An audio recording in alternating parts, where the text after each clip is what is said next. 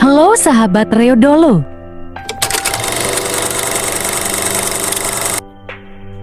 Hai sobat, dimanapun Anda berada. Selama ini kita mengenal kota Depok sebagai salah satu kota ke-1 Provinsi Jawa Barat. Kota Depok ini berbatasan langsung dengan Bogor dan DKI Jakarta. Kota Depok dikenal dengan kota dengan banyak destinasi wisata di dalamnya. Jika dilihat dari Depok sebagai kota madya, memang baru berusia 22 tahun. Namun, jika ditinjau dari sejarahnya sebelum kota Depok sebelum menjadi bagian dari Jawa Barat, Indonesia, maka usianya telah mencapai lebih dari 3 abad. Ia telah lebih dulu merdeka daripada Indonesia. Nah, tahukah sobat? Ternyata kota Depok ini dulunya adalah sebuah negara berdaulat yang berdiri sendiri sebelum memutuskan bergabung dengan Negara Kesatuan Republik Indonesia. Biar nggak semakin penasaran, yuk kita simak 7 fakta menarik sejarah kota Depok yang wajib kamu ketahui. Pertama, digagas oleh anggota VOC. Akhir abad ke-17, terdapat seorang saudagar Belanda kaya raya bernama Cornelis Kastelein. Ia membeli tanah Depok seluas 12,44 km dengan harga 2,4 juta rupiah. Tanah ini bersifat partikelir, bukan termasuk daerah kekuasaan pemerintah Hindia Belanda. Cornelis Kastelein adalah tuan tanah yang baik hati, bahkan mementang segala kebijakan kolonialisme yang menyiksa para rakyat Indonesia di masa lalu.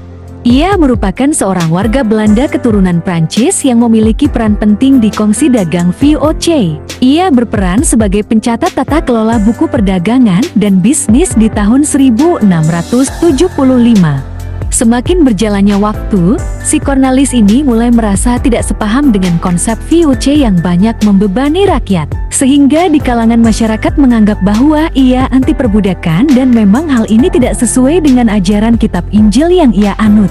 Atas dasar tersebut, sehingga ia memutuskan untuk keluar dari VOC dan menjadi pengusaha. Usahanya sukses dan menjadikan ia orang yang kaya raya. Ia memiliki tanah seluas 1.240 hektare di wilayah selatan Jakarta dan tanah tersebut ia gunakan sebagai perkebunan. Kedua, diwariskan kepada para budak. Pada abad ke-18, Depok merupakan wilayah administratif yang memiliki Gemeensbestuur atau pemerintah sipil. Kastelein menjadi penguasa pertama dan pendiri Depok. Ketika itu, Depok masih berupa hutan belantara. Dengan bantuan para budaknya, yang berasal dari berbagai suku, Kastelein membabat hutan untuk membuka lahan garapan. Cakupan lahannya sangat luas, mulai dari kawasan Depok sekarang, Pasar Minggu di Jakarta Selatan hingga Gambir di Jakarta Pusat. Para penduduk pertama Depok adalah para budak Kastelein. Selama mengelola bisnisnya, pria penginjil tersebut dibantu oleh 150 orang. Budaknya, ia menyebutnya budak atau hamba atau asisten. Para budak tersebut didatangkan dari berbagai wilayah di Indonesia, seperti Bali, Makassar, Malaka, bahkan ada yang dari Sri Lanka. Mereka sengaja didatangkan karena orang-orang tersebut ahli dalam teknik pengelolaan lahan pertanian dan perkebunan. Kastelein berharap agar tanah Depok yang subur bisa dikelola dengan baik dan bermanfaat. Dalam sejarah yang tertulis jejak-jejak masa lalu Depok, warisan Cornelis Kastelein dari tahun 1657 sampai 1714 ini diberikan kepada para budak atau asistennya tersebut.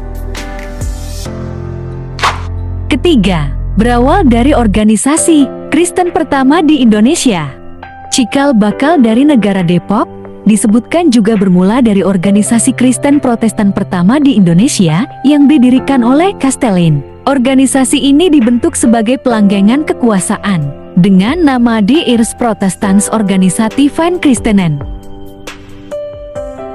Salah satu tujuan didirikan organisasi ini yakni mengenalkan agama melalui pendekatan yang lebih humanis. Pendekatan ini lebih jauh dari kesan kekerasan dan perbudakan. Keempat, dari warisan menjadi negara. Menurut dosen sastra Belanda Fakultas Ilmu Budaya Universitas Indonesia, di balik semua usaha Kastelein, ternyata ada upaya untuk mewujudkan juga cita-cita pemerintah Belanda. Hal ini Castelain melakukannya dengan pendekatan yang berbeda. Ia melakukan pendekatan soft power dan penyebaran nilai-nilai Kristen. Sepeninggal Castelain, para budak diwariskan 12 nama marga dari ajaran yang ia bawa, yakni Bacchus, Iskah, Jacob, Jonathans, Joseph, Lawrence, Leander, Lun, Samuel, Sudira, Lens, dan Zada. Nama-nama itu saat ini dikenal sebagai nama marga asli Belanda Depok, keturunan asli Dresri Castelain. Para budak juga dimerdekakan dan membentuk semacam organisasi yang disempurnakan hingga menjadi sebuah sistem pemerintahan warisan Castelain dengan pemimpin tertinggi serta asisten. Inilah cikal bakal presiden dan wakil presiden negara Depok. Depok terus maju dan berkembang hingga di tahun 1871 seorang advokat dari Belanda, Mr. M. Klein, merealisasikan perkembangan Depok menjadi republik dengan peletakan batu pertama, yakni Desa Republik. Pembentukan itu dipimpin oleh G. Jonathans. Ia adalah warga Depok yang dipilih menjadi presiden dan wakilnya adalah Am. F. Jonathan. Semenjak itu, negara Depok berdiri dan lahirlah semacam peraturan perundang-undangan negara di tahun 1871 hingga ke 1876. Kemudian di tahun 1931 kembali disempurnakan menjadi Reglement van het Land Depok atau Regulasi Negara Depok. Dalam aturan tersebut, masa kepemimpinan presiden dan wakil presiden hanya 3 tahun saja. Pusat pemerintahannya berada di titik kilometer 0 yang ditandai dengan Tugu Depok. Tak jauh dari tempat itu, terdapat gedung pemerintahan yang sekarang telah difungsikan menjadi Rumah Sakit Harapan. Kelima, tidak mengakui kemerdekaan Indonesia. Proklamasi kami, bangsa Indonesia, dengan ini menyatakan kemerdekaan Indonesia. Hal-hal yang mengenai pemindahan kekuasaan dan lain-lain diselenggarakan dengan cara saksama dan dalam tempo yang sesingkat-singkatnya. Jakarta, 17 Agustus 1945, atas nama bangsa Indonesia, Soekarno, Hatta. Kejayaan negara Depok perlahan mulai berakhir di era usai kemerdekaan Republik Indonesia. Berawal dari Depok yang tidak mengakui kemerdekaan negara Indonesia, walaupun tidak menunjukkan secara resmi.